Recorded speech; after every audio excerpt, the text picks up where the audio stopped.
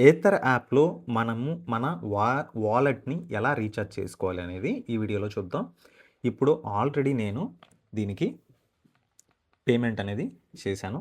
So, ఇక్కడ మనకి charge అని ఉంటుందనమాట. కింద ఆప్షన్‌లో ఇక్కడ హోమ్ బటన్ పక్కన. సో, ఇక్కడ మన వాలెట్‌లో ఎంతుంది? రూ. 35 ఉంది. సో, ఈ రూ. 35ని ఇప్పుడు మనము 0 అయితే అంటే ఈ రూ. 35 అయిపోయిన తర్వాత మళ్ళీ మనం రీచార్జ్ చేసుకోవాలి. అలా అని నేనైతే పెండింగ్ పెట్టుకోను. ఒక్కొక్కసారి 2 టైమ్స్ అవ్వంగానే నేను రీచార్జ్ అనేది చేసేస్తాను. సో, ఇక్కడ పే అని ఉంది కదా! పే క్లిక్ చేశాక ఇక్కడ పే క్లిక్ చేసి యూపీఐ యాప్స్‌కి దగ్గరికి తీసుకెళ్తది. మీరు దీంట్లో ఏ యాప్ ద్వారా పేమెంట్ చేయాలి అనుకుంటున్నారో చూసుకొని దాని ద్వారా మీరు క్లిక్ చేసి నేను క్రెడిట్ ద్వారా చేద్దాం అనుకుంటున్నా. So,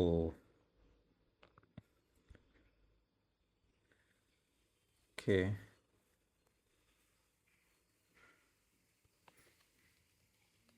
done. అయిపోయింది. వెంటనే మనకి ఇక్కడ చూపించేస్తుంది. నాకేమైనా వచ్చాయని చూద్దాం. యాహ్! ₹1 క్యాష్ బ్యాక్ వచ్చింది.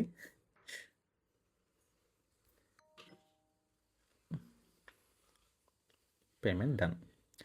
సో, చాలా సింపుల్‌గా మీరు రీచార్జ్ అనేది చేసుకోవచ్చు. అండ్ ఎంతసేపటికి ఎంత ఛార్జ్ అవుతుంది అంటే ఎంత అయ్యింది అంటే ఛార్జింగ్ హిస్టరీ రైట్. చూసారా 18 మినిట్స్‌కి ₹22 అయింది. పర్ మినిట్‌కి ₹1 ప్లస్ జీఎస్టీ కూడా యాడ్ అవుతుందన్నమాట. సో, ఇదిగోండి.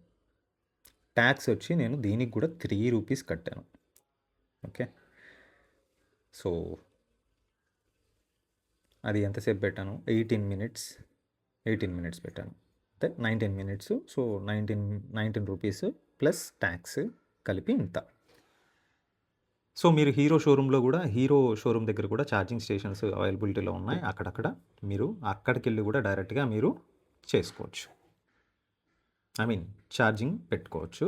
ఛార్జింగ్ పెట్టుకునే ముందు మీ వాలెట్‌లో మనీ ఉందా లేదా చెక్ చేసుకోండి. ఓకే.